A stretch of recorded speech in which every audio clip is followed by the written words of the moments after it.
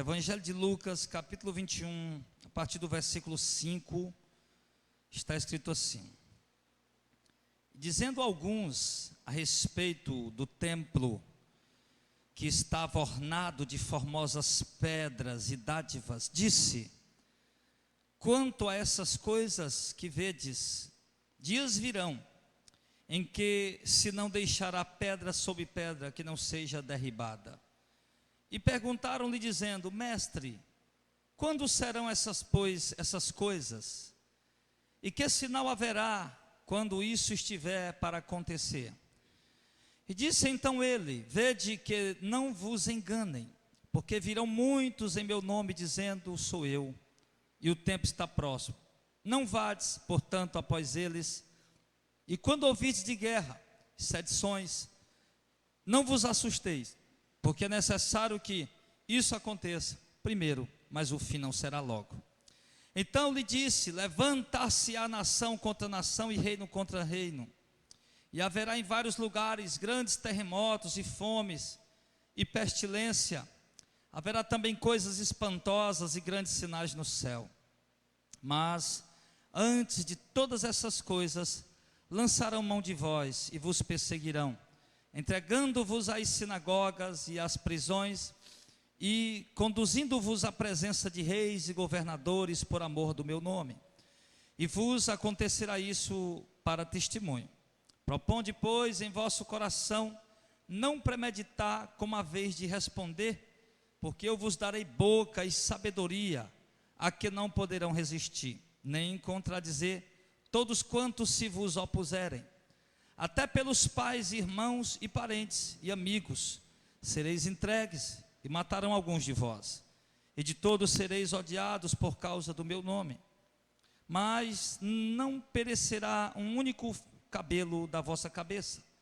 Na vossa paciência possuí a vossa alma. Mas quando virdes Jerusalém cercada de exércitos, sabei então que é chegada a sua desolação. Então os que estiverem na Judeia, que fujam para os montes; os que estiverem no meio da cidade, que saiam; os que estiverem nos campos, que entrem nela, que não entrem nela, aliás. Porque dias de vingança são estes, para que se cumpra todas as coisas que estão escritas.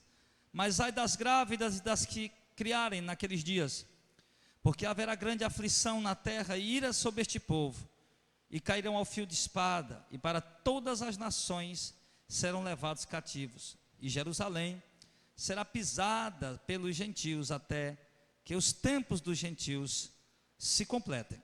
E haverá sinais no sol e na lua, e nas estrelas, e na terra a angústia das nações em perplexidade, pelo bramido do mar e das ondas, homens desmaiando de terror, na expectação das coisas que sobrevirão ao mundo, porquanto os poderes do céu serão abalados. E então verão vir o Filho do Homem numa nuvem, com poder e grande glória. Ora, quando essas coisas começarem a acontecer, olhai para cima e levantai a vossa cabeça, porque a vossa redenção está próxima. E disse-lhe uma parábola: olhai para a figueira e para todas as árvores, quando já começam a brotar, vós sabeis por vós mesmos, vendo-as, que perto está já o verão. Assim também vós, quando virdes acontecer essas coisas, sabei que o reino de Deus está perto. Em verdade vos digo que não passará essa geração até que tudo aconteça. Passará o céu e a terra, mas as minhas palavras não hão de passar. E olhai por vós, para que não aconteça que o vosso coração se carregue de glutonaria, de embriaguez e dos cuidados da vida, e venha sobre vós de improviso aquele dia, porque virá como um laço sobre todos os que habitam na face de toda a terra. Vigiai, pois, em todo o tempo orando, para que sejais havidos por dignos de evitar todas essas coisas que hão de acontecer, e de estar em pé diante do Filho do Homem. O capítulo que nós acabamos de ler, ele é conhecido como o sermão profético, ou o sermão escatológico. Quando você ouvir a palavra escatologia, você deve entender que escatologia é uma ciência ou uma doutrina que estuda a respeito das últimas coisas. Então, quando o texto está, aliás, o sermão escatológico, ele anuncia eventos, acontecimentos futuros, coisas que iriam acontecer, e Jesus estava falando do futuro. Em um momento Jesus fala de um futuro breve, em outro momento Jesus fala de um futuro mais adiante, e em outro momento Jesus fala de um futuro bem distante, que seria o tempo da sua volta, do seu retorno, e do momento que ele ia tirar a igreja. Então esse sermão escatológico, irmão, ele é muito importante, porque há muitas coisas que nós precisamos observar aqui. E eu vejo às vezes que a gente tem uma pressa tão grande para terminar as pregações e já começar a nota. Eu acho que não precisa dessa pressa, não há necessidade de ter pressa. A gente poderia pegar um sermão desse aqui e passar até meses estudando ele, claro.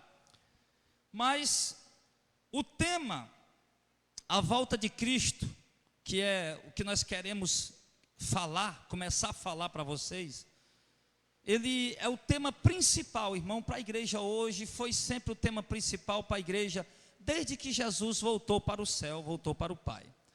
E Jesus aqui, ele estava se despedindo dos seus seguidores, dos seus discípulos, aliás, já estava próximo à partida do Senhor. E ali, quando Jesus está saindo do templo, era comum Jesus estar no templo, você sabe que o rei Davi preparou dádivas, ouro, prata e tesouros e pedra preciosa em todo Jerusalém, e ele não pôde construir o templo, porque ele era um homem de mãos sujas de sangue, ele foi um homem de guerra. E Deus disse a Davi: olha, Davi, você não vai construir o templo não, mas o seu filho vai, Salomão. E aí Salomão construiu aquele templo, e ao Salomão construir aquele templo se tornou o lugar sagrado do judaísmo, da religião judaica. E ali era comum Jesus estar ali diariamente pregando a palavra no templo. E um dado momento, quando Jesus ia saindo daquele templo que era chamado de a casa de Deus, ali Deus tinha colocado o seu nome, era um templo muito luxuoso, muito pomposo, algo realmente extraordinário. Esse templo que a Igreja Universal construiu em São Paulo não chega nem aos pés no luxo e na glória que tinha o templo que Salomão havia construído, na verdade. Então, Jesus estava ali pregando, e quando Jesus ia saindo do templo, alguns discípulos se aproximaram dele e falaram para ele: olha, Senhor, quão formosas pedras, Senhor. Olha, Senhor, quantas dádivas, quantas pedras preciosas, quanto ouro, quanto luxo, Senhor, tem aqui nesse templo, que coisa linda, Senhor, que estrutura gloriosa, Senhor, mostrando para Jesus, comentando. Quando a gente vê algo assim muito grande, a gente fica maravilhado, né? Comenta, parece que estrutura tremenda. E os discípulos estavam ali comentando sobre a glória, o tamanho daquele templo, a estrutura dele, como ele era adornado de pedras preciosas, um luxo inigualável, uma glória inigualável.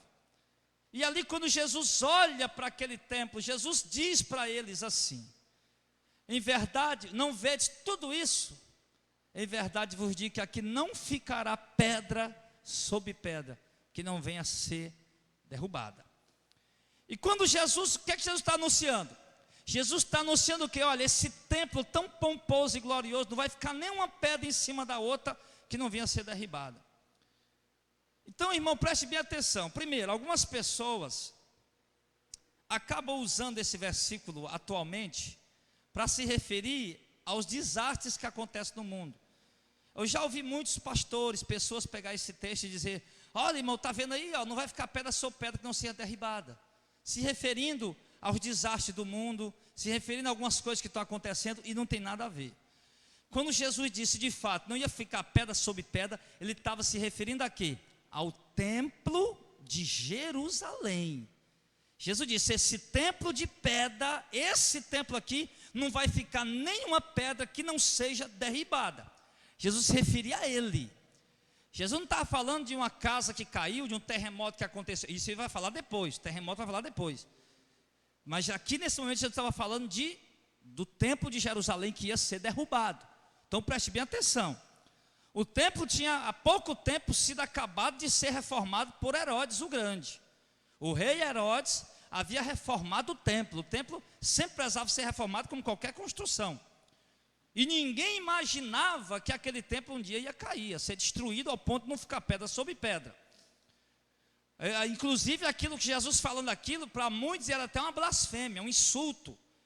Para muitos, que Jesus falando aquilo ali, era até um tipo de indício de uma rebelião, ou de má fé, de má gosto contra o templo. Mas não, Jesus não estava usando de má fé, nem de má gosto, e muito menos querendo se rebeliar.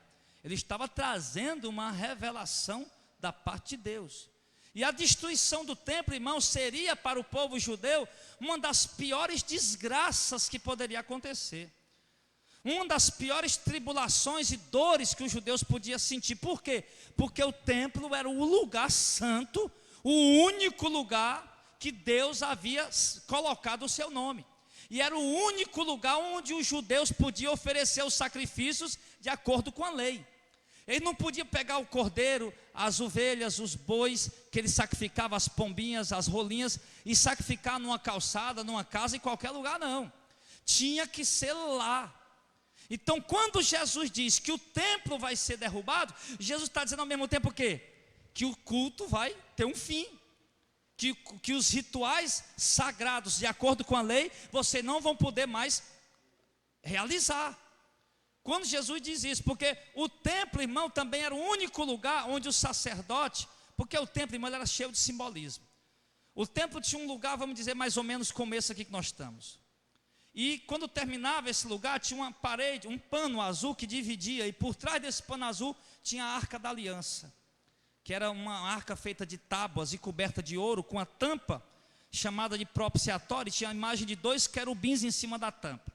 Dentro daquela arca tinha a vara de Arão que havia florescido, tinha as tábuas da lei, um pote, comendo o maná que o povo tinha comido no deserto, aquele pãozinho, aquela sementezinha de coentro.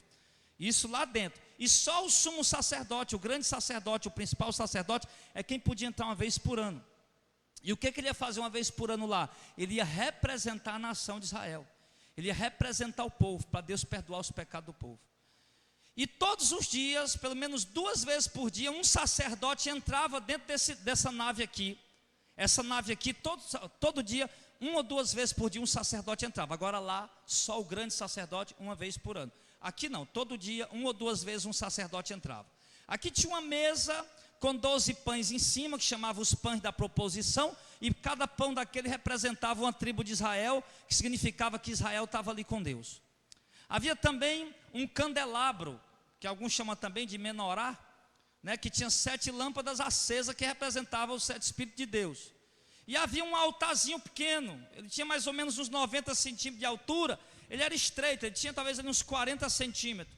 E dentro desse altar tinha brasas, e tinha um pote, não sei se vocês, quando era católico, lembra daquele turíbulo que o padre usava, que ficava balançando, saia aquela fumaça? Pois tinha um instrumento daquele ali. E ali ele pegava, colocava incenso, o sacerdote chegava, né, ficava de frente ali para o Santo dos Santos, e colocava o incenso, que é algo aromático, né, canela ou outra coisa, cheiroso, colocava dentro daquele incensário, né, e ali colocava a brasa e ficava balançando, e a fumaça subia. E ali ele ficava orando, e aquilo representava as orações de Israel. E ali todo dia um sacerdote entrava e fazia aquilo. Aquilo era o culto. E todos os dias, lá fora da porta do templo, aqui, nós já vimos o que acontecia lá no Santo dos Santos, lá dentro, perto da arca. Vimos aqui o que acontecia já aqui dentro do santo lugar. E lá fora, depois da porta, a porta de entrada do templo, tinha um muro, e nesse muro tinha um lugar onde tinha o mar de bronze, que era em cima de 12 bois, uma pia bem grande de bronze, que tinha água. Tinha também, do outro lado, um altar alto, de mais ou menos 1,5 metro de altura, e a largura não me recordo agora. E esse altar tinha 4 pontos. E ali naquele altar, o sacerdote, ele ficava ali fora, e o povo vinha entrando. O povo só podia entrar até lá, o povo não podia entrar aqui dentro. E o povo ia até lá trazendo ovelhas, trazendo pombinhos, rolinhas, tudo dependia da condição financeira de cada um, trazendo bois, e entregando ao sacerdote. O sacerdote degolava aquele animal, derramava o seu sangue, jogava nas 4 pontas do altar e tocava fogo naquele animal. Tocava fogo naquele animal, numa parte da carne dele. E aquilo subia como um sacrifício para Deus. Era um ritual. Aquilo era o culto. O povo fazia aquilo, eles se sentiam bem, se sentiam contentes, alegres, felizes. Como a gente, quando vem para um culto, canta louvores, ouve a palavra, a hora a gente volta para casa também alegre, feliz, contente. Então assim era o culto de Israel, era ali. Eles não podiam fazer esse ritual que eu expliquei para vocês na casa deles, não. Eles não podiam fazer esse ritual que eu expliquei para vocês lá em outra cidade, não. Tinha que ser lá em Jerusalém. Lá em Jerusalém, e lá no templo. E quando Jesus disse que o templo vai ser destruído, meu irmão, ali para os judeus, meu Deus, era um desastre. Se o templo for destruído, nós não vamos mais poder sacrificar os cordeiros que Deus manda para perdoar nossos pecados. Se o templo for destruído, o sacerdote não vai mais poder entrar dentro do templo para oferecer o incenso, a oração do povo. Se o templo for destruído, o sumo sacerdote não vai mais poder entrar no Santo dos Santos para poder representar a nação de Israel. Então aquilo mesmo, essa profecia de Jesus para nós parece algo simples, mas para o povo judeu, irmão, era um grande desastre. E Jesus entregou essa profecia para eles. Só aí quando Jesus entrega essa profecia, a primeira reação dos discípulos de Jesus, que não eram brasileiros como nós, mas eram judeus, a primeira reação dos discípulos de Jesus foi o quê? Se aproximar de Jesus, no verso 7, e perguntar: mestre, quando serão, pois, essas coisas? E que sinal haverá quando isso estiver para acontecer? Lá em Mateus 24, no mesmo sermão, eles perguntam: mestre, dize-nos quando serão essas coisas e que sinais haverão da tua vinda e do fim do mundo. Então os discípulos, quando viram Jesus falando da destruição do templo, eles disseram: é o fim do mundo, o templo ser destruído. Mas Jesus sempre vinha falando também do retorno dele e do final dos tempos. E ali os discípulos ficaram logo preocupados, ou ansiosos, desejosos de querer saber logo que conversa era essa, que história era essa, e quando é que isso ia acontecer, como é que isso ia acontecer. E ele se aproxima de Jesus e faz essa pergunta: quando isso vai acontecer, Senhor?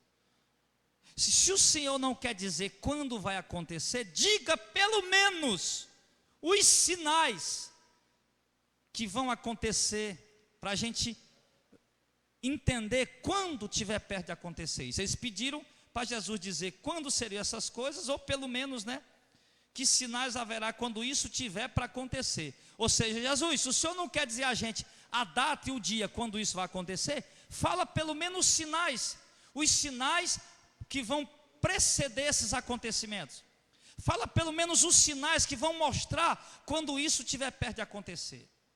Aí então eles pediram sinais, já que Jesus não ia falar o dia, nem a hora, nem o ano, nem o mês, pediram para Jesus falar os sinais. E foi aí então que Jesus começou o sermão escatológico.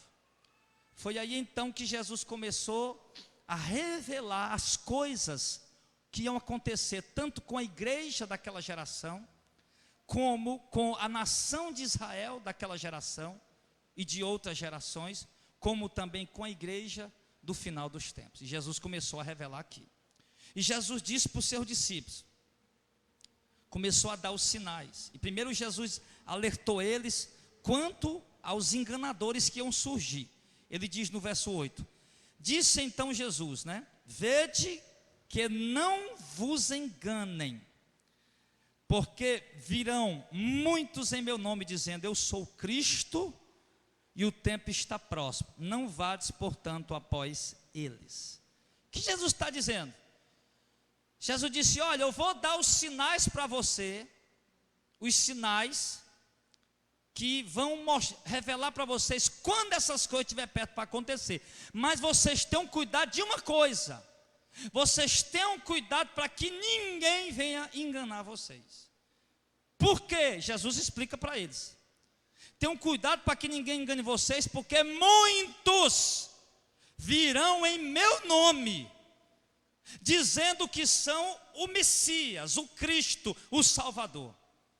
E lá em Mateus 24, em Lucas capítulo 13, que também tem o mesmo sermão, Jesus acrescenta dizendo o seguinte: que muitos virão em meu nome dizendo: eu sou o Messias, e virão também muitos falsos profetas. Lá ele acrescenta os falsos profetas, aqui não. Mas por um sermão tem que estar, né? Um ajudando o outro, não é isso? Um diz uma coisa, um sermão diz uma coisa, outro sermão diz outra, e aí a gente vai entendendo melhor os sinais que Jesus está falando.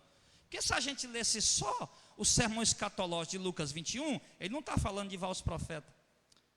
Então então Jesus não disse que ia vir falso profeta, ele disse que só que ia vir pessoas dizendo que era ele. Mas lá em Mateus e Lucas ele diz que também viriam falso profeta. Então nós lá já entendemos o quê? Que tanto viriam pessoas dizendo que era Jesus, que era o Messias, e viriam outros dizendo também que eram também profetas, porém falsos profetas. Então Jesus já está alertando a igreja quanto a isso, porque sempre, irmão, foi um cuidado de Jesus antes dele partir, em alertar a sua igreja quanto aos perigos que iriam surgir na nossa caminhada, os perigos que iam surgir no nosso meio, os intrusos, os invasores, que iam querer entrar dentro da igreja, ou no meio da igreja. Quando eu digo dentro da igreja, não é dentro do prédio, você entende? É dentro da igreja, no meio da igreja, porque a igreja é o povo de Deus, né? É o povo de Deus. Essa palavra igreja é uma palavra grega, né? Eclésia, ou eclesia, que significa os chamados para fora, né? Os chamados para fora. E essa palavra eclesia, que é a igreja, ela era no primeiro século da igreja primitiva, ela se referia tanto a um grupo de cristãos reunido para fazer um culto, como nós estamos aqui, como também a um grupo de irmãos reunidos para fazer qualquer outra coisa. Ali era chamado de eclesia. Por exemplo, se um grupo de cristãos tivesse reunido numa casa almoçando, ali eles também chamava de eclesia.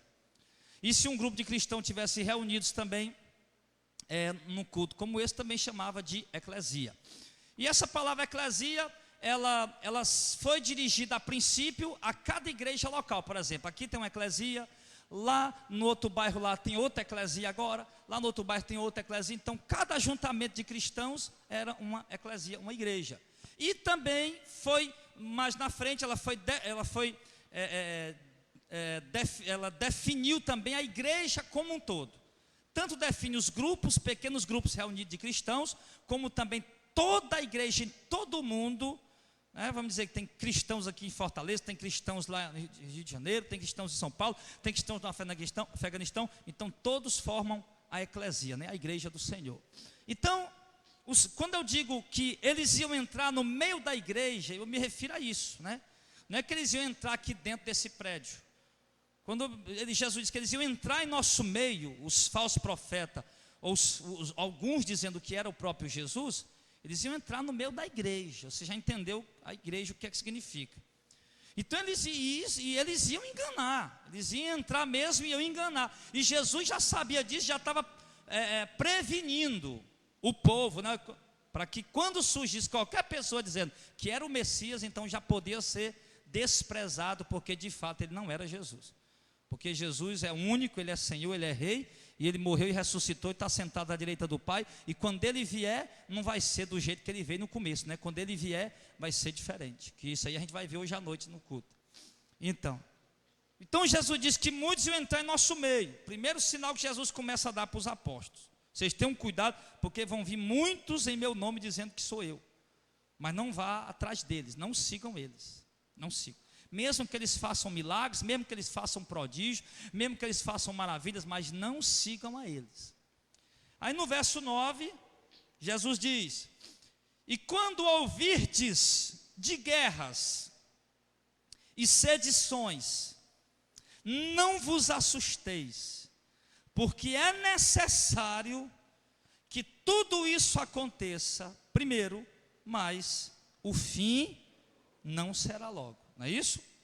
Então o que é que Jesus revela para nós aqui? E isso está lá em Lucas e Mateus também. Haverão de guerra, rumor de guerras, né? Mas não vos assustei, porque o fim não será logo. Então Jesus está mostrando para nós um sinal de quê? De que as guerras e os rumores de guerra não significa que Jesus está perto de voltar. Preste bem atenção. Às vezes a gente fala guerra, rumor de guerra, opa, está perto de Jesus voltar. Claro, tem algumas guerras que realmente é o cumprimento profético, que realmente mostra que Jesus está perto de voltar. Mas quando Jesus falou ali, que vocês ouvirem de guerra e de rumores de guerra, você não fica assustado, porque o fim não vai ser logo. Ele está dizendo aqui. Ele está dizendo. Está aí o texto falando. Então, as guerras, rumores de guerra, Jesus disse aqui, não é um sinal que a minha vinda está perto. É um sinal, mas não que a minha vinda está perto. Isso tem que acontecer. Jesus está falando, vai ter guerra, vai ter muita guerra, muitos rumores de guerra, mas o fim não vai ser logo. Então o que Jesus está dizendo? O mundo vai ficar se matando e as nações vão se erguer uma contra as outras aí, até durante muito tempo, porque o fim não vai ser logo. Eles vão guerrear uns com os outros e vai ter muita guerra até o fim, mas as guerras não significam que está perto de eu voltar. Porque quando o povo de Israel começou a ver guerras naquele tempo, eles não iam dizer, não, então está perto de Jesus voltar, não. Jesus disse que quando tivesse essas guerras, o fim não estava perto. Então essas guerras não significam que o fim está próximo. Ainda vai ter muita guerra até que Jesus volte. Isso na visão daquele tempo, né? Que já teve, daquele tempo para cá, já teve muitas guerras, né? Muitas guerras. Agora, já houve muita nação lutando contra nação, né? Guerra mundial envolvendo o mundo inteiro só houveram duas, né? Mas uma nação contra outra, ou duas nações numa guerra ou três, isso aí já houve muitas vezes. Muitas, centenas de vezes, incontáveis vezes. Mas, aí ele continua dizendo, verso 11, e haverá em vários lugares, o quê? Grandes terremotos, e fomes, e pestilências. Haverá também coisas espantosas e grandes sinais no céu. Agora Jesus, primeiro ele falou de sinais entre nações. Primeiro ele falou de sinais na religião, na igreja. Sinais de quê? Do aparecimento de pessoas dizendo que era o Messias, dizendo que era o Cristo. Agora depois ele falou de sinais nas nações, de guerras. Agora ele fala de sinais no planeta, no sistema ecológico. E ele fala que haverá em vários lugares grandes terremotos, não apenas terremotos, mas Jesus fala que haverão em vários lugares grandes terremotos, ou seja, terremotos de proporções enormes, onde morrerão muitas pessoas. Grandes terremotos. Ele fala também que haverá fomes. Ele fala também que haverá pestilência. Fome é escassez de alimento, por causa da seca ou por causa da guerra. Na Síria estava havendo fome, não por causa da seca, mas por causa da guerra.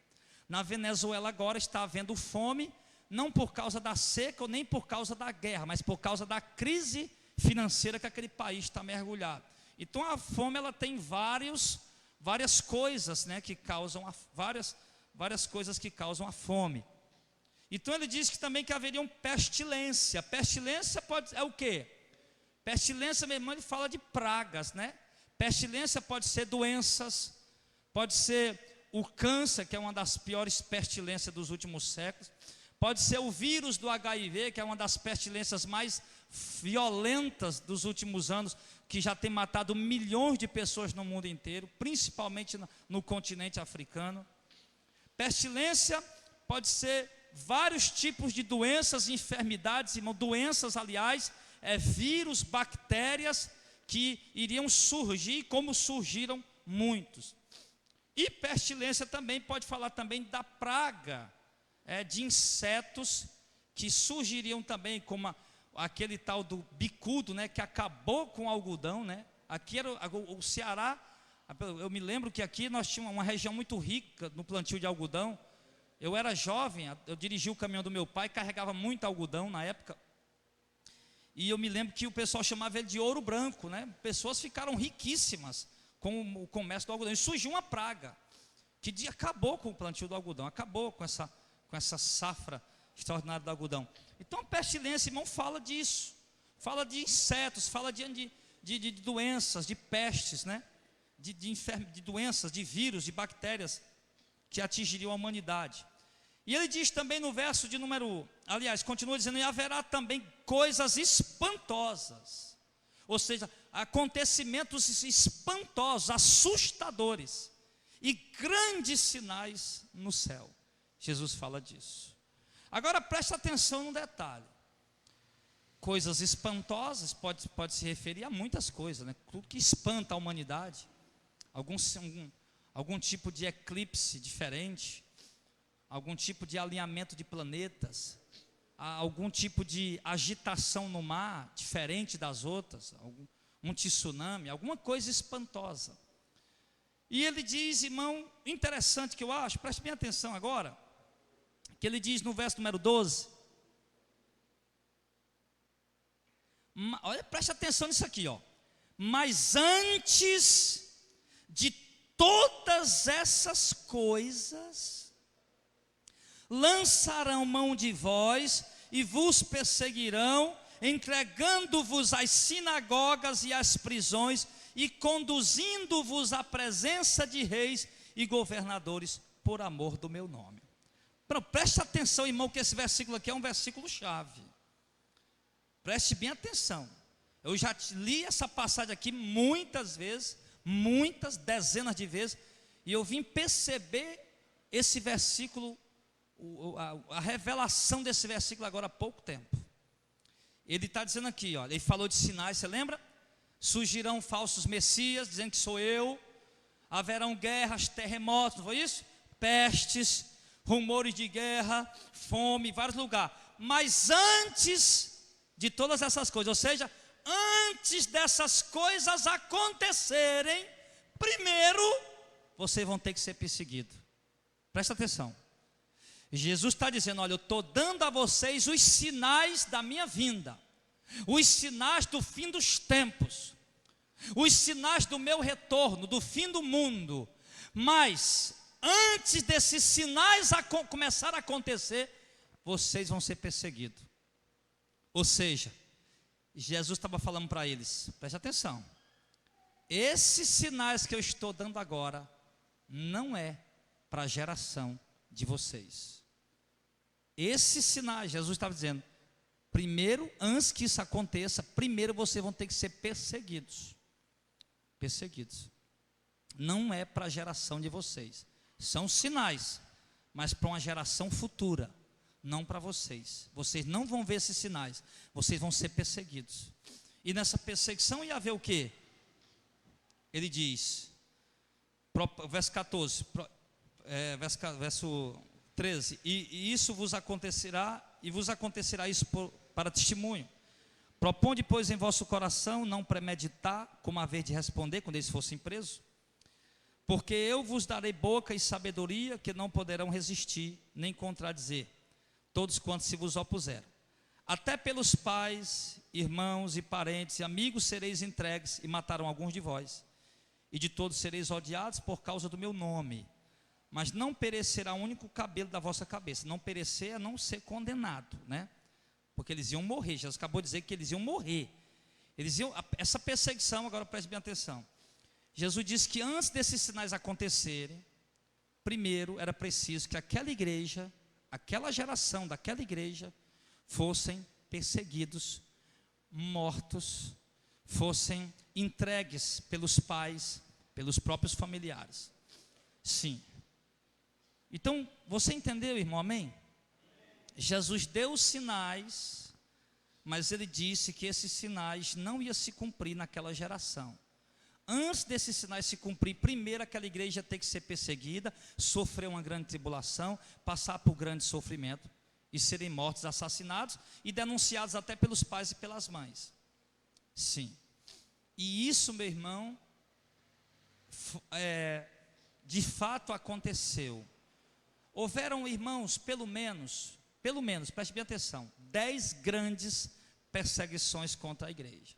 A primeira perseguição contra a igreja foi a perseguição que veio por intermédio do próprio povo judeu.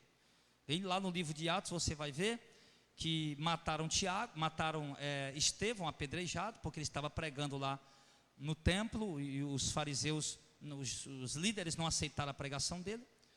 E levaram ele para a porta de Jerusalém e apedrejaram ele até a morte, o jovem. E no que aquele jovem morre, surge uma grande perseguição contra a igreja lá em Jerusalém. E a igreja precisa se espalhar por muitas partes do mundo. E ali, meus irmãos, eles precisam fugir. Só que alguns, eles começam a ser perseguidos. Eles começam a ser presos, torturados e mortos. E depois começou a vir outras grandes perseguições, por exemplo, a perseguição que veio mais conhecida pelo imperador Nero, pelo imperador também Vespasiano, imperadores romanos. Agora a perseguição não é mais a perseguição dos judeus, agora a perseguição é a perseguição romana. Os romanos estão perseguindo os cristãos. Só para você ter uma ideia, o ódio de Nero pelos cristãos era tão grande, irmãos, que ele mandou amarrar cristãos em postes lá no jardim da casa dele. E os cristãos eram enrolados num tipo de plástico coberto com piche e eram queimados vivos para iluminar os jardins da casa do Nero. E nas ruas do mesmo jeito, nas ruas de Roma também, eles colocavam cristãos ali em poste também, queimando vivo. Foi exatamente nessa perseguição de Nero que morreu o apóstolo Paulo também e o apóstolo Pedro. Paulo morreu por volta do ano 64. E foi nessa perseguição que o apóstolo Paulo morreu decapitado, degolado, e Pedro morreu crucificado de cabeça para baixo, porque eles eram líderes. E eles acreditavam que se matasse os líderes, o movimento cristão ia se acabar. Mas o cristianismo não era um movimento, era a igreja do próprio Deus vive, ela nunca ia se acabar. Inauguraram o Coliseu, e na inauguração do Coliseu, o espetáculo era a morte de cristãos. Eles matavam os cristãos. Só para você entender o que eles faziam, pegavam cristãos, irmãos, e tem até uma história interessante de uma senhora chamada Perpétua e a escrava chamada Felicidade, e muitos outros cristãos. E eles eram cobertos com peles de ovelha e colocavam ele dentro da arena. E quando colocavam dentro da arena, os cachorros vinham, soltavam os cachorros estraçalhava eles, mordia, rasgava eles, mas não matava, só para torturar.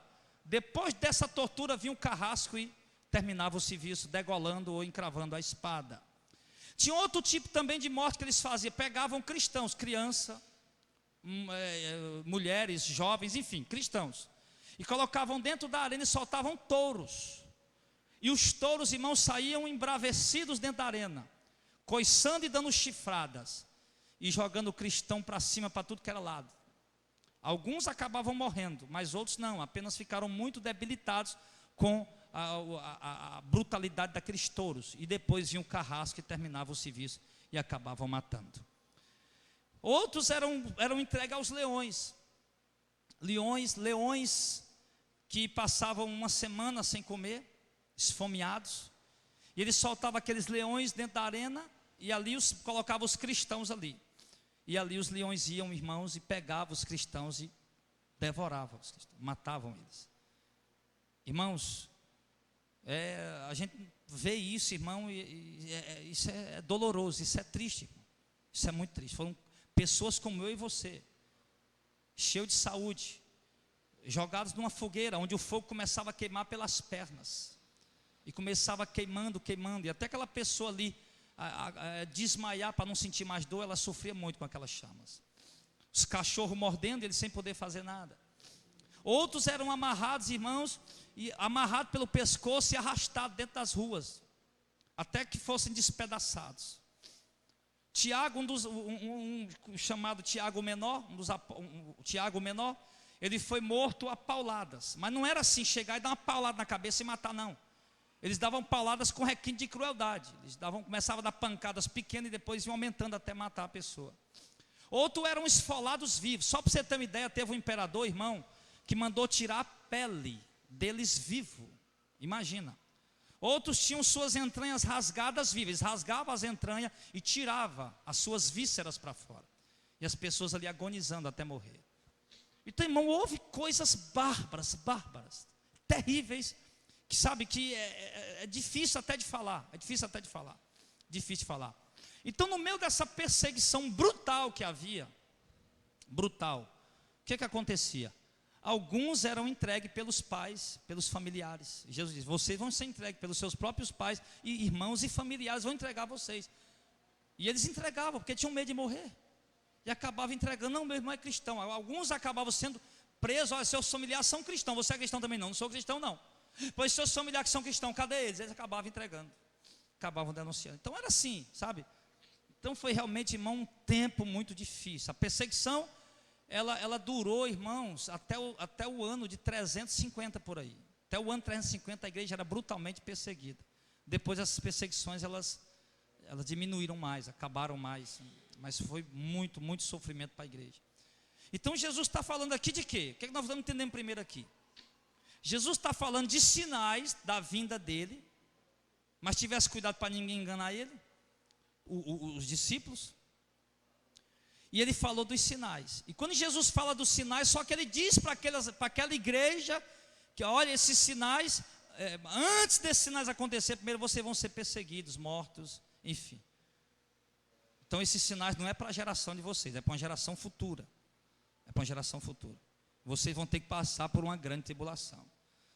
Então, irmão, nós aprendemos aqui, também, nesse sermão escatológico de Judas, que o sermão escatológico de Judas, Lucas 21, Marcos 13, Mateus 24, é o mesmo sermão escatológico. Só que uns diz algumas coisas que o outro não fala. Uns resiste a alguma coisa que o outro não registrou, mas é o mesmo sermão. Então, o que é que Deus nos mostrou aqui dentro desse sermão? Existe aí, irmão, pelos teólogos, algo chamado de um acontecimento chamado de a grande tribulação. E esse acontecimento chamado de a grande tribulação, a maioria das igrejas acreditam que a grande tribulação acontecerá depois do arrebatamento da igreja. Mas eu quero lhe dizer, irmão, como é o nosso costume estudar as escrituras sem visão denominacional. Nós não estudamos as escrituras, eu vou estudar as escrituras com a visão da igreja Missão de Fé. Não, nós estudamos as escrituras com a visão, buscando compreendê-la da forma que ela realmente se expressa, da forma que ela realmente é. Então é isso que é o nosso propósito. Então o que é que nós percebemos nessa questão de a grande tribulação, que a maioria dos estudiosos, dos teólogos das denominações dizem que vai ser depois do arrebatamento da igreja? Nós descobrimos pelas escrituras que haverão pelo menos 4 grandes tribulações. Os teólogos falam da grande tribulação baseada em Lucas 21, Mateus 24 e Marcos 13. Eles falam da grande tribulação baseado nesses 3 capítulos. Só que uma coisa que eles não estão explicando, ou alguns não perceberam, ou simplesmente não querem sair de dentro da bitola, da visão da denominação deles. Mas uma coisa que esse sermão deixa muito claro, esse sermão nós estamos vendo aqui, Jesus está falando de pelo menos 2 grandes tribulações aqui. Jesus está falando de uma grande tribulação para a igreja, como nós ouvimos falar agora, serão perseguidos. E para que grande tribulação maior do que essa? O povo sendo perseguido, morrendo e sendo torturado. Então era uma grande tribulação. E Jesus aqui dentro desse mesmo sermão, ele fala de uma outra grande tribulação, que é agora uma grande tribulação para a nação judaica, para o povo judeu, que é o que nós vamos falar aqui agora. Você lembra que lá atrás, no versículo número 5, aliás, verso 6, Jesus disse: vede essas coisas, não ficará pedra sobre pedra que não seja derribada. Não foi isso? Nós lemos aqui no começo. E nós explicamos o quê? Que Jesus estava profetizando a destruição do templo. Destruição de templo. Que o templo ia ser destruído. Aí agora quando chega no verso 20, preste bem atenção. No verso 20, Jesus diz assim, ó: mas quando virdes Jerusalém cercada de exércitos, sabei que então é chegada a sua desolação. Então os que estiverem na Judéia, e fala para os judeus, estiver na Judéia, fujam para os montes. Que tiverem no meio da cidade, que saiam. E os que tiverem no campo, não entrem na cidade. Porque dias de vingança são estes, para que se cumpra todas as coisas que estão escritas. Mas ai das grávidas e das que criarem naqueles dias, porque haverá grande aflição na terra. Ele se refere, e ira sobre este povo. Ele se refere à terra, aos judeus, à Judéia, ao território dos judeus. E ira sobre este povo, e cairão ao fio de espada, para todas as nações serão levados cativos, e Jerusalém será pisada pelos gentios até que o tempo dos gentios se complete. Preste bem atenção. Então Jesus está falando aqui. Agora vamos ler em Mateus 24. Mateus 24, vai lá.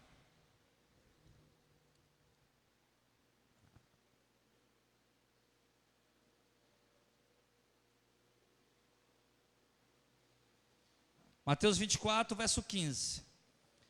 Quando, pois, virdes que a abominação da desolação de que falou o profeta Daniel está no lugar santo, quem lê entenda, isso aqui é o mesmo sermão lá de Lucas 21, mas lá não tem isso. Então os que estiver na Judéia que fuja para os montes, quem estiver sob o telhado não desça a tirar alguma coisa, agora isso aqui ele já falou lá. E quem estiver no campo não volte a buscar suas vestes, mas ai das grávidas e das que amamentaram naqueles dias. E orai para que a vossa fuga não aconteça no inverno nem no sábado, porque haverá então grande aflição, como nunca houve desde o princípio do mundo até agora, nem tão pouco jamais haverá. Amém. Então volta lá para Lucas 21. Então, irmão, vamos entender isso aqui, preste bem atenção. Baseado nessas passagens, os teólogos falam que se refere a uma grande tribulação, que acontecerá depois do arrebatamento. Mas eu quero lhe dizer, irmão, que o texto, Lucas 21, está falando de uma grande aflição que nunca houve nem jamais haverá, não é isso? Não é isso? Mas para quem é essa grande aflição, essa grande tribulação? O que foi que ele disse aqui em Lucas 21, ó?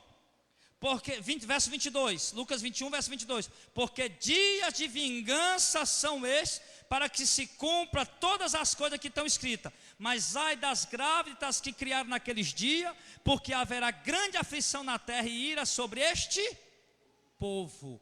Que povo? O judeu.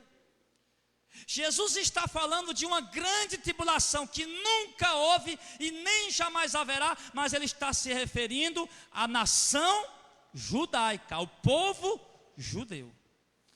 Uma grande tribulação ao povo judeu. O texto, irmão, é claro. Não, se você quiser, a gente pode ler 10 vezes, nós vamos ler isso. Você está vendo o contexto. Nós não estamos saltando o contexto, nós temos que ler dentro do contexto. Então Jesus fala de uma grande tribulação que nunca houve com o povo judeu e nunca jamais haverá uma tribulação igual àquela. Agora vamos entender que tribulação é essa que Jesus estava se referindo. Ela já se cumpriu. Irmãos, Jerusalém ela foi destruída mais de 40 vezes. O templo foi destruído 2 vezes. E foi levantado 2 vezes. O templo foi destruído uma vez pelo rei Nabucodonosor e foi reerguido. Pronto, foi destruído dessa vez. E depois o templo foi reformado nesse mesmo período que foi levantado, foi destruído pelo rei Nabucodonosor, depois ele foi erguido por Neemias e Esdras e os judeus daquela época. Aí o templo ele ficou até o tempo de Jesus, sem ser destruído. Certo? O rei Herodes tinha feito lá uma reforma. Agora Jesus disse que não ficaria pedra sobre pedra, e ali começa a grande tribulação para o povo judeu. Por quê? Como vocês ouviram eu dizer no princípio, que o templo de Jerusalém é o maior símbolo religioso da nação judaica. É um lugar realmente onde eles cultuam a Deus. Para o judeu não há maior tribulação do que não estar na sua terra, não está morando em Israel e não ter o templo para adorar. Aí o que aconteceu? Por que essa tribulação foi a maior de todas as tribulações para o povo judeu? Por que foi a grande tribulação para o povo judeu? Porque ele diz no verso 20, ó, mas quando vi Jerusalém cercada de exércitos, sabei que é chegada a sua desolação. No ano 70, agora vamos narrar como foi que aconteceu, que o templo foi derrubado, não ficou pedra sobre pedra, e veio a grande tribulação para o povo judeu. Vamos explicar. Você está entendendo aí? Amém? Eu vou explicar para vocês agora como foi que o templo foi destruído e veio essa grande tribulação para o povo judeu, que tem a ver com a destruição do templo. Jesus fez a profecia. No ano 70 da era cristã, né, que fazia 40 anos que Jesus tinha ressuscitado, no ano 70, havia um general romano, o território da Judéia, a nação de Israel, estava debaixo ainda do Império Romano. Os romanos é quem estava mandando lá, certo? Então no ano 70, houve o seguinte, houve uma rebelião lá dentro de Jerusalém. Os judeus quiseram de todo jeito tomar Jerusalém de volta, das mãos do romano. Rapaz, essa cidade é nossa, vamos tomar. Acabaram levantando lá um pequeno exército, que não podia ter exército, o povo judeu. Só quem podia ter um pequeno exército de 20 homens, no máximo, era o sumo sacerdote. O povo judeu não podia ter exército. E ali eles organizam um exército ali, rapidamente. E o que é que eles fazem? Eles começam a matar os soldados romanos que estão lá, tomando conta da cidade. Eles começam a matar. Começam a matar um soldado romano aqui, começa a matar um soldado romano ali. E, de repente, eles se levantam e fazem ali uma pequena guerra e matam todos os soldados romanos que estão lá dentro de Jerusalém. E aí os judeus acreditam, pronto, tomamos a cidade, agora é nossa. A notícia chega a Roma. O general Tito diz, enviaremos tropas para Jerusalém, vamos tomar a cidade de volta. E agora estão irados. Por quê? Porque os judeus se rebelaram. O general Tito não vai, ele envia uma tropa. Um exército enorme vai, arrodeia a cidade inteira, a cidade é murada. Arrodeiam a cidade, passam 3 meses rodeando a cidade, ninguém entra, ninguém sai. Jesus disse, quem estiver fora não entra, quem estiver dentro saia, mas não dava para sair. Então ninguém entra, ninguém sai. E com isso o que é que acontece? O mantimento, o pão, o feijão, né, a comida, a rapadura, o feijão começa a acabar. A comida começa a acabar. E aí começa a acontecer, irmãos, lá dentro da cidade. O povo começa a entrar em desespero por causa da fome. O historiador Flávio José, que é contemporâneo, teve lá naquele tempo, ele era judeu. E ele relatou isso nos seus livros, As Guerras Judaicas, algo assim. E ele relata no seu livro o seguinte, que lá dentro da cidade a fome era extrema, os soldados estavam enfraquecidos, o povo estava enfraquecido. Jesus disse, ai das que amamentaram naquele dia, e ai das grávidas. As mães pegavam suas crianças e diziam para elas, ó pobre criança, para quem será? Para a guerra? Para a morte? Para a fome? E após dizer isso, segundo o historiador Flávio José, a mãe matava o seu filho e assava uma parte dele e comia. E a outra parte ela guardava para comer depois. Isso é um fato. Isso é um fato. Outra coisa que acontecia, Flávio José diz que toda expressão de amor íntima foi desprezada. As pessoas, simplesmente os pais, quando viam seus filhos comendo, tomavam comida da boca da criança para comer. E do mesmo jeito as crianças faziam com os seus pais. Quando os judeus andando pelas ruas encontravam uma casa fechada, o que é que eles pensavam? Então tem comida ali dentro, se trancaram para comer. Eles arrombavam as portas e entravam. Se tivesse um velho comendo, eles espancavam o velho e tomavam comida. Se achasse uma mulher comendo, eles pegavam a mulher e rasgavam ela pelo cabelo. Arrancava os cabelos dela e tomava comida. Então, meu irmão, foi um tempo de desespero, um tempo de sofrimento terrível para aquele povo. Só que isso já era acostumado a acontecer nos tempos de guerra. Você vai ver isso lá em Reis, escrito que as mulheres cozinhavam seus filhos, isso era normal. Quando uma nação vinha rodear a cidade, que não tinha mais comida, eles comiam cocô de esterco, né? Cocô de pomba, esterco de pomba, esterco de vaca, comiam cabeça de jumento, e isso era comida impura para o judeu, não podia comer, mas eles comiam. Por quê? Porque para não morrer de fome. Para não morrer de fome. Então, meus irmãos, era algo terrível, terrível. Aí quando o povo estava bem debilitado, o povo estava fraco, os soldados, além de não comer, ficavam lá em cima à noite acordado, pastorando o exército inimigo. Estavam muito debilitados. Aí quando se completou, os soldados lá, romanos, estavam tudo irado, tudo doido. Aquilo, irmão, era tudo estratégia de guerra do general. Porque um soldado, quando sai para a guerra, o negócio dele é logo resolver o negócio e voltar para casa. Imagina aquele soldado 3 meses longe de casa, 3 meses longe da mulher, 3 meses sem fazer sexo. Os homens estavam tudo doido, tudo irado, tudo revoltado. O soldado romano estava doido para entrar em Jerusalém, mas só podia entrar com a ordem do general. 3 meses se completa, o povo já está lá tudo fraco, morrendo de fome. O general Tito ouve um barulho, né? Lá vem o general Tito com um exército ainda maior. Lá vem. Ele chega, se aproxima do seu... Aí quando se aproxima, aquela alegria, né? O soldado batendo nos escudos, recebendo o general. E o povo lá dentro da cidade começa a se tremer todo. E o general dá ordem para avançar. Os soldados romanos avançam, entram dentro da cidade, meu irmão. E daí você já pode imaginar. A ira daqueles soldados, com ira, porque estavam ali 3 meses por causa daqueles judeus. Porque os judeus tinham feito rebelião, para os judeus era culpado, tinham feito rebelião. Se o judeu não tivesse feito rebelião, nós estávamos em casa na hora dessa, mas eles fizeram, nós já estamos aqui há 3 meses, eu estou doido para entrar logo aqui e acabar com esses judeus. E eles entraram, meu irmão, e acabaram com o judeu. Mataram mulheres grávidas. Eles rasgavam a barriga das mulheres grávidas, rasgavam, as mulheres despedaçavam. Mataram mulheres grávidas, mataram crianças, mataram jovens, adolescentes, velhos, mataram tudo. E outros eles levavam cativos lá para o Egito, e outros eles deixavam lá mesmo, para ficar morrendo lá. E alguns acabavam conseguindo fugir de alguma maneira. Mas o que é que acontece? Alguns tinham dinheiro, né? Ainda tinham dinheiro, não tinha comida, porque não tinha mais dinheiro para gastar, mas tinham dinheiro. E acabavam dando dinheiro para os soldados romanos, e o soldado romano acabava dando um jeito para poder soltar eles poderem fugir. Então acontece que eles entraram dentro da cidade e mataram milhares de pessoas. E agora o general Tito diz o seguinte: eu quero o ouro do templo.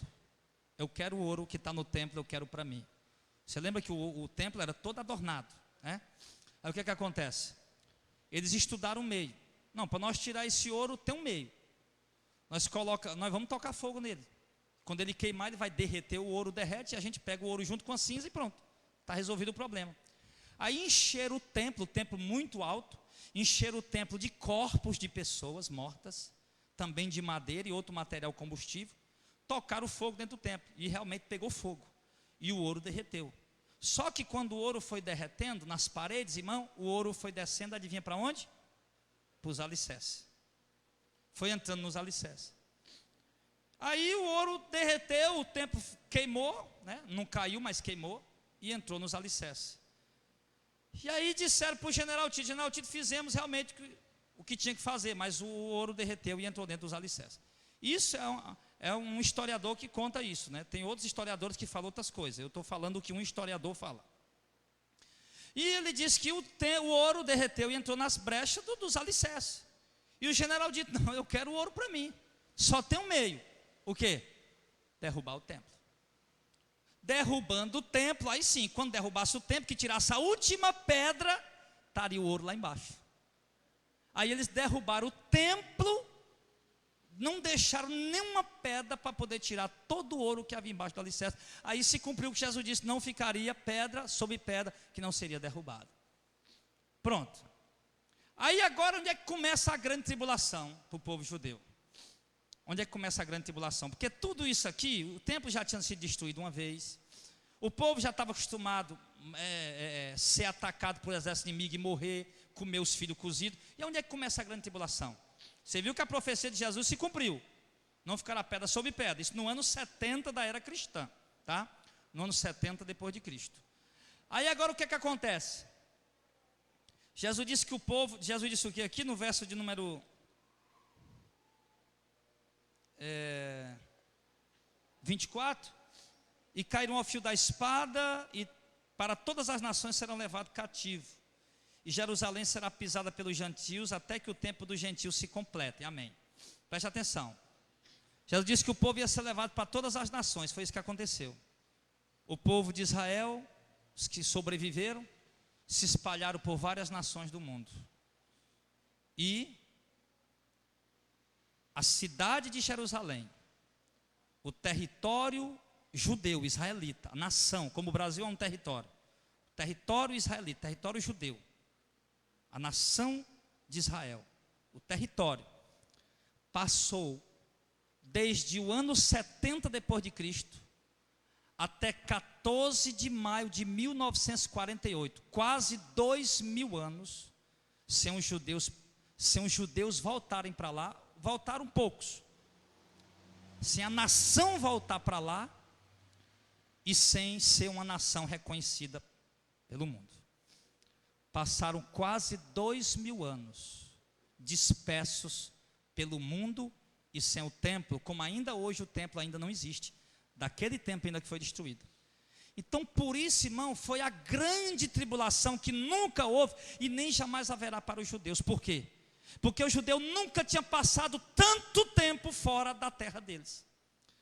No cativeiro babilônico, lá no livro de Reis, pela mão do Nabucodonosor, eles passaram 70 anos longe da nação deles, da terra deles. 70 anos longe. Agora não, meu irmão, foi 2000 anos distante. E 2000 anos sem templo, sem culto, sem sacerdote, sem sumo sacerdote, sem o cumprimento dos rituais da lei. 2000 anos. 2000 anos. Quando chegou o ano de 14 de maio de 1948, houve lá uma guerra, porque a ONU quis entregar o território, uma parte do território para a nação de Israel, e esqueci a nação agora o nome, a outra nação que estava lá ocupando o território não deixaram. Aí houve uma guerra onde os judeus venceram essa guerra num dia, e acabaram conquistando mais território ainda, e ainda hoje estão lá como nação, não no território todo, mas a grande parte do território lá está na mão deles de novo. Então ali, meu irmão, cumpriu-se a profecia de quê? Da grande tribulação para o povo judeu, esses 2000 anos distante de Jerusalém, e 2000 anos sem templo, sem poder realizar o culto conforme a lei manda. E cumpriu-se outra profecia também. Qual? A do verso 24, ó. E cairão ao fio de espada, e para todas as nações serão levados cativos, e Jerusalém será pisada pelos gentios, até que o tempo dos gentios se complete. Preste bem atenção. Jerusalém será pisada pelos gentios, até que o tempo dos gentios se complete. Quem são os gentios? Gentios, toda nação no mundo que não é judeu. Grave isso aí, irmão. Você vai sempre ouvir falar em gentios. Você lê na Bíblia, você vai falar em gentios. Vai ouvir falar. Então, gentio é toda nação no mundo que não é judeu. Por exemplo, nós somos brasileiros, nós não somos judeus, nós somos gentios. Toda nação no mundo que não é judeu, ela é gentio. Então, o território judeu ficou ocupado por gentios, pessoas que não eram da nação judaica. E Jesus disse que eles iam ficar, essa grande tribulação do povo judeu ia durar até que o tempo dos gentios se completasse. Ou seja, que a cidade seria pisada pelos gentios. Ele disse aqui, ó, Jerusalém será pisada pelo gentio até o tempo gentio se complete. Ou seja, os gentios ocuparam aquele território por 2000 anos. 2000 anos. Quase 2000 anos, né? Do ano 70 até 1948. Quem for bom de calculadora aí, faça aí para me dar o número exato, né? Do ano 70 menos 1940, menos, eu sei lá como é que faz essa conta, mas enfim, deixa aí. Então, do ano 70 até 1948, foi o tempo do gentio lá em Jerusalém. O judeu não tinha domínio lá, foi os gentios. E Jesus disse que a grande tribulação duraria até que o tempo dos gentios se completasse. Nesse período de 2000 anos, irmão, os judeus passaram também, ainda estava no período da grande tribulação para os judeus. Cuidado aí, Delzinho. Eles passaram por um dos maiores massacres de toda a história. Qual foi? O Hitler matou 6 milhões de judeus. O Hitler. Ele queria exterminar com a raça judaica, com o povo judeu. Vamos exterminar essa raça. Essa raça é coisa ruim. Vamos acabar com esse povo. Matou 6 milhões de judeus. 6 milhões. Era criança, era mulher, era tudo. Nesse tempo, né, que já foi no tempo moderno, foi lá pelo ano de 1946, por aí, 47, acho que por aí. De 42 para 48. Então, você vai ver, né, no YouTube tem vídeos sobre isso, fotos reais dos campos de concentração. Lá no YouTube você vai ver vídeos reais dos campos de concentração onde os judeus estavam presos e sendo mortos. Coloca lá para você ver que coisa triste. Eles todos nus, magros, só a pele e o osso. Você vai ver pilhas de pessoas mortas dentro de vala. Pode olhar no YouTube que você vai ver isso aí. Então, nesse período, né, do ano 70 até 1948, foi a maior tribulação, a grande tribulação para o povo judeu, que nunca houve igual, nem jamais haverá. Por quê? Porque nunca passaram tanto tempo longe da terra deles, como passaram, só voltou a ser nação 14 de maio de 1948.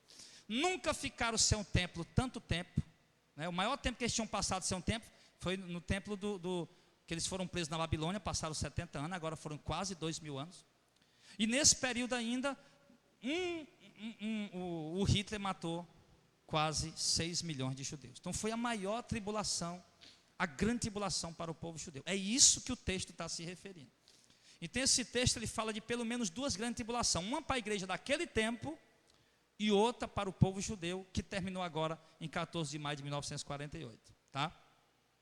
Só que a Bíblia vai falar de pelo menos mais duas grandes tribulações, em Apocalipse capítulo 13, em Apocalipse capítulo 20, em algumas outras passagens do livro do profeta Daniel, que aponta também que essa grande tribulação que vai vir agora é para a igreja atual, que é a igreja do arrebatamento, para nós. Uma grande tribulação que vai vir para nós. E outra grande tribulação também que vai vir para o mundo depois do arrebatamento da igreja. Preste bem atenção. Houve duas grandes tribulações que Jesus profetizou e se cumpriu. Uma para a igreja daquele tempo e outra para o povo judeu. Agora vai vir mais duas nos últimos tempos, tá?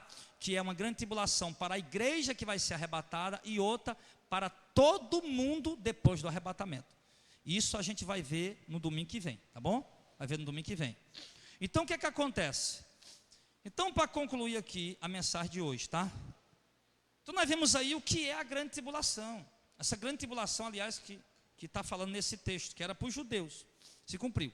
Agora você lembra que Jesus tinha dito que aqueles sinais de guerra, rumores de guerra, tsunamis, terremoto, peste e praga, não era para aquela geração. Não era para aquela geração. Agora, depois que o tempo do gentio se completa, 1948, Israel voltou a ser nação, o tempo do gentio se acabou lá em Jerusalém. Saiu todo mundo, ficou só o judeu lá dentro. Agora, depois desse acontecimento, que o tempo do gentio se completasse, aí começaria, preste atenção, começaria a contar os sinais da vinda de Jesus, aqueles sinais, né, dos terremotos, dos tsunamis, dos grandes sinais de céus, das pragas, peste, fomes e terremotos em vários lugares. Então começaria agora a se manifestar esses sinais que a igreja ia ver. Isso depois do tempo do gentio. Não tinha, por todo o terremoto, tsunami, vendaval, essas coisas que aconteceram no período dessa grande tribulação dos judeus, isso não foi sinal da vinda de Cristo. Não foi. Os sinais da vinda de Cristo seriam depois que o tempo do gentio se completasse, certo? Depois que Israel voltasse a ser nação. Aí começariam os sinais que Jesus tinha dito por discípulos, que não era na geração deles.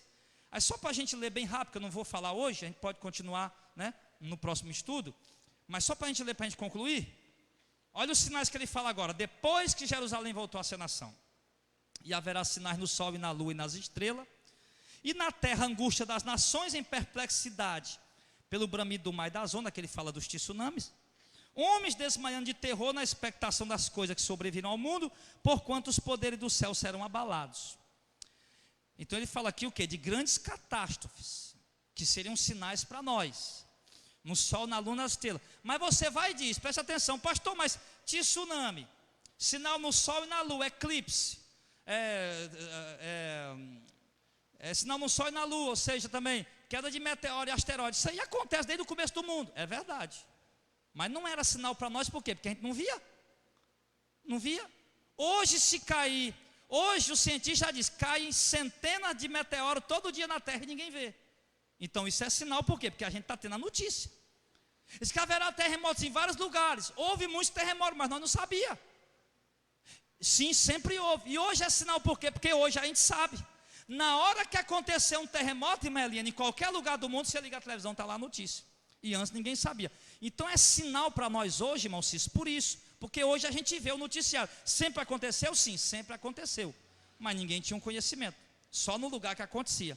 E hoje é sinal. Se você chegar hoje em casa, colocar no site Apolo 11, você vai ver que hoje já aconteceu vários terremotos em muitos lugares.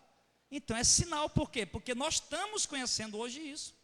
Hoje nós estamos sabendo o que está acontecendo. Então por isso seriam sinais. Então, E ele diz que homens desmaiarão de terror na expectação das coisas que sobrevirão ao mundo, porquanto os poderes do céu serão abalados. Olha, prestem atenção. Homens desmaiando de terror na expectativa das coisas que sobrevirão ao mundo. Nós não sabemos o que vai vir no mundo, mas os cientistas sabem. Só para você ter uma ideia, preste bem atenção. A tecnologia hoje é tão avançada que eles têm como prever um ciclone, um tornado que vai acontecer amanhã. Olha, vai acontecer um tornado lá em tal lugar, eles têm como prever isso. Agora um terremoto não. Um terremoto não tem como eles prever. Opa, amanhã vai acontecer um terremoto, evacuar aquela área. Não tem como eles prever. Mas tem como eles prever o quê? O ciclo do movimento da placa tectônica. Duas placas estão lá, eles sabem, aquela placa se movimenta a cada 300 anos. Deixa eu ver, ela se movimentou tal ano. Opa, esse ano inteirou 300 anos. Então a qualquer momento ela pode movimentar. Então, ele diz que homens desmaiam de terror na expectativa das coisas que sobreviriam ao mundo. Pelo conhecimento que nós temos hoje, que a ciência tem nos informado, irmão, nós sabemos de coisas que vão acontecer que nos deixa de fato assustados. Como, por exemplo, a falta da água potável, que é um fato. E isso tem deixado pessoas apavoradas no mundo inteiro. E muitos outros sinais. A previsão de que a qualquer instante pode cair um grande meteoro na Terra, que a NASA e a Rússia têm satélites que monitoram os grandes meteoros, os grandes asteroides, certo? Mas com tudo isso, de vez em quando surge um asteroide ou um meteoro que eles não percebem, de repente ele entra na atmosfera na Terra. Eles não podem ver tudo, não tem como eles ver tudo. Então, meu irmão, agora ele diz assim, ó, verso 27, então verão vir o Filho do Homem, está vendo? Ó, depois desses sinais, verão vir o Filho do Homem numa nuvem com grande poder e glória. Agora presta atenção, verso 28, ó, ora, quando essas coisas começarem a acontecer, levantai a vossa cabeça, porque a vossa redenção está próxima. E disse-lhe uma parábola, olhai para a figueira e para todas as árvores, quando já começa a brotar, vós sabeis por vós mesmo, vendo-as que está perto já o verão. Assim também vós, quando ouvirdes acontecer essas coisas, sabei que o reino de Deus está perto. Em verdade vos digo que não passará esta geração até que tudo aconteça. Passará o céu e a terra, mas as minhas palavras não passarão.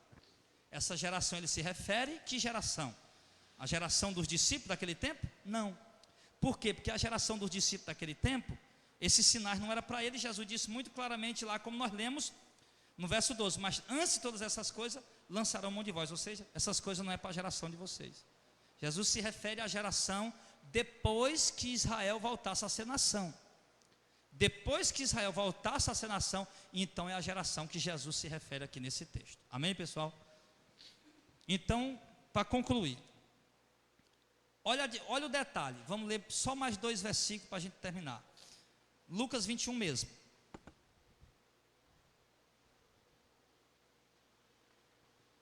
Versículo número 10. Aliás, 3 versículos aqui, ó. Então se levantará nação contra nação e reino contra reino, e haverá em vários lugares grandes terremotos, fomes e pestilências. Perdão, irmão. Perdão, é o verso de número 9. E quando ouvir de guerra e sedições, não vos assusteis, porque é necessário que tudo isso aconteça, mas o fim não será logo. O fim não será logo. E lá mais na frente, no verso 21, ele diz que antes de todas essas coisas, ele dá os outros sinais, antes dessas coisas, vocês vão ter que ser presos, perseguidos, ter que passar uma grande tribulação, a igreja daquela geração. Então o que ele está dizendo? Vocês vão ver sinais acontecer, mas o fim não será logo, não é isso? Agora vamos ver a diferença aqui do verso de número 28. Depois que Israel volta a ser nação e começa a acontecer os sinais que Jesus disse, os terremotos, tsunamis, peste, pragas, fome. Aí ele diz aqui no verso 28, ó, ora, quando essas coisas começarem a acontecer, ore para cima e levanta a cabeça, e sabei que a vossa redenção está próxima. Verso 31, assim também vós, quando ouvirem acontecer essas coisas, sabei que o reino de Deus está perto. Amém. Você viu a diferença? Para a igreja daquela geração, por discípulos que perguntaram, Senhor, quando serão essas coisas? Jesus disse, o fim não será logo. O fim não será logo. Já depois que Israel volta a ser nação, que o tempo do gentio se completa, e começa a acontecer o sinal no sol, na lua, nas estrelas, e as ondas gigantescas do mar assustando a população, ele diz: agora sim, quando vocês verem acontecer essas coisas, sabei que o tempo está perto. Deu para entender a diferença? Não era para aquela geração, é para a geração depois que Israel voltou a ser nação. Ou seja, esses sinais é para a geração desde o ano de 1948 até aqui e até aí diante. Amém? Então nós temos que estar de olho agora a esses acontecimentos, porque esses acontecimentos sim agora, guerras, rumores de guerra, tsunamis, terremotos, tempestade, fome, praga, peste, tudo isso agora sim é sinal da vinda de Cristo.